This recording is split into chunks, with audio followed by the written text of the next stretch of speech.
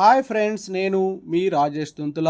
ఈరోజు మనం perspective in education విద్యా దృక్పథాలు కంప్లీట్ సిలబస్ గ్రాండ్ టెస్ట్ 5లోని ముఖ్యమైన ప్రశ్నల్ని నేర్చుకుందాం. అయితే ముందుగా మన ఛానల్ని సబ్స్క్రైబ్ చేయని వారు సబ్స్క్రైబ్ చేసుకోండి. అలాగే నా వీడియోస్ని లైక్ చేసి ఎక్కువ మందికి రీచ్ అయ్యేలా మీ సహాయాన్ని అందించండి. ప్రపంచంలో హైదరాబాద్ జనాభాను క్రింది ఈ నగరంతో దాదాపు సరిసమానంగా పోల్చవచ్చు. న్యూయార్క్.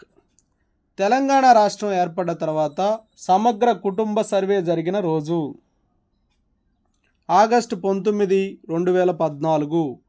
భారతదేశం ప్రపంచంలోనే మొదటిసారిగా కుటుంబ నియంత్రణ పథకాన్ని ఏ సంవత్సరంలో ప్రారంభించింది? 1952.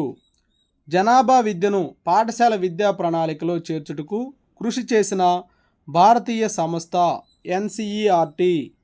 2011 జనగణన ప్రకారం దశాబ్దపు పెరుగుదల 17.64. 2011 జనగణన మొదటి ఎవరి నమోదుతో ప్రారంభమైంది? రాష్ట్రపతి.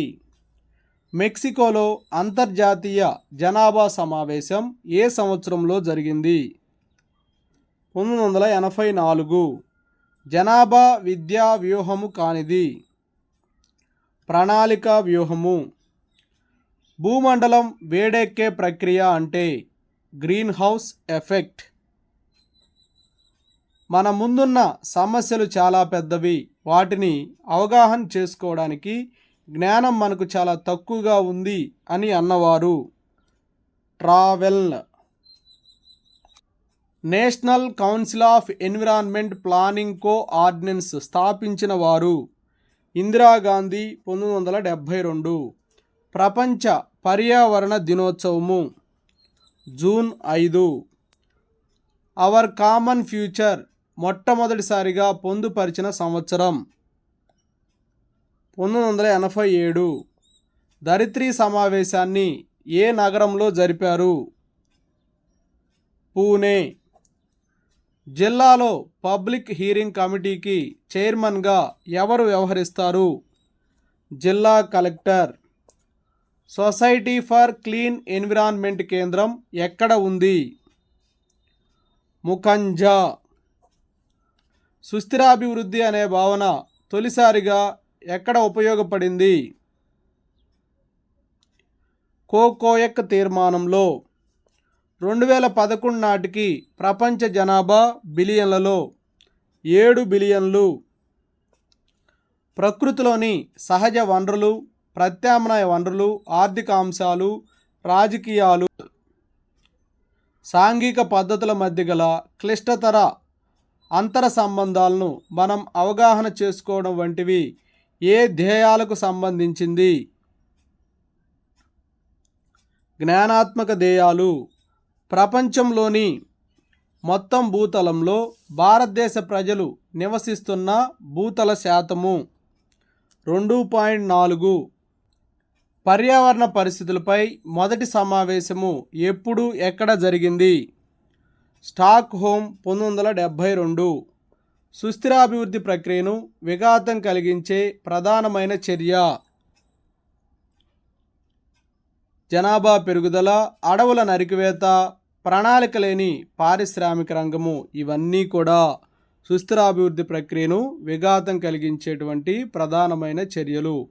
1980లో నియమించిన తివారీ కమిటీ ఏ అంశంపై అధ్యయనం చేసింది? పర్యావరణ పరిరక్షణ.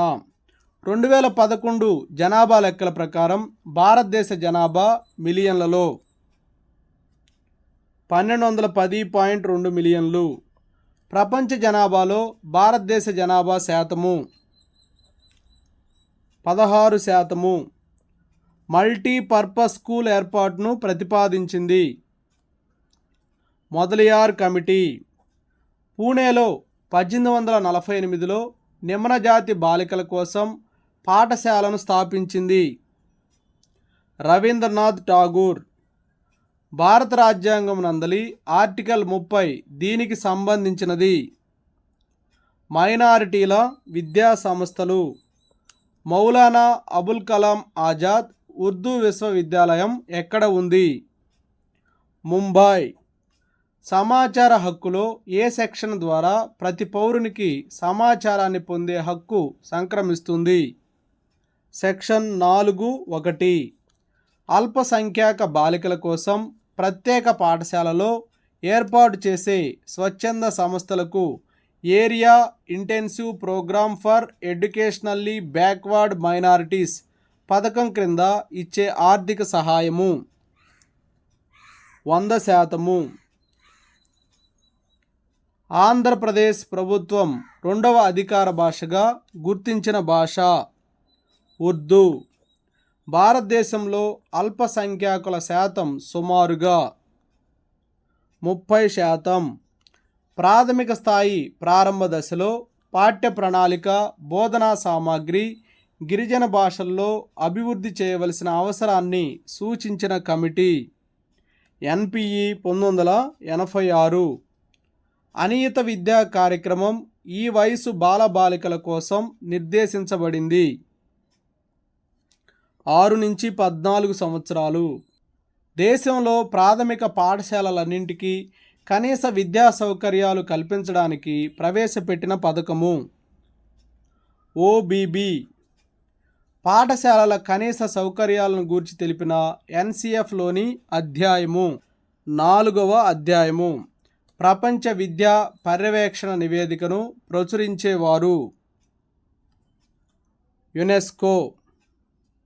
NCF 2005 సూచనల ప్రకారం పాఠశాల ఆచరణలో మార్పు తేవడానికి ఉత్ప్రేరకంగా పనిచేయాలి అనేది వృత్యంతర విద్య. NCF 2005లో కామన్ పాఠశాల వ్యవస్థ ఏర్పాటు దీనిని పెంపొందిస్తుంది. దేశంలో అన్ని ప్రాంతాలకి ఏకరూప విద్యని పెంపొందిస్తుంది. Next one. NCF 2005 ప్రకారం పాఠశాల క్యాలెండర్ వికేంద్రీకృతం చేయాలి. NCF 2005 దృక్పథం కానిది. ప్రయోగ నిర్వహణలను తగ్గించడం. క్రీడలు, వ్యాయామం ద్వారా పెంపొందే విలువలు. శారీరక విలువలు, ఆరోగ్య విలువలు, పోటీతత్వము పైవన్నీ. భారతీయ వారసత్వ విలువలు. ఆధ్యాత్మికత.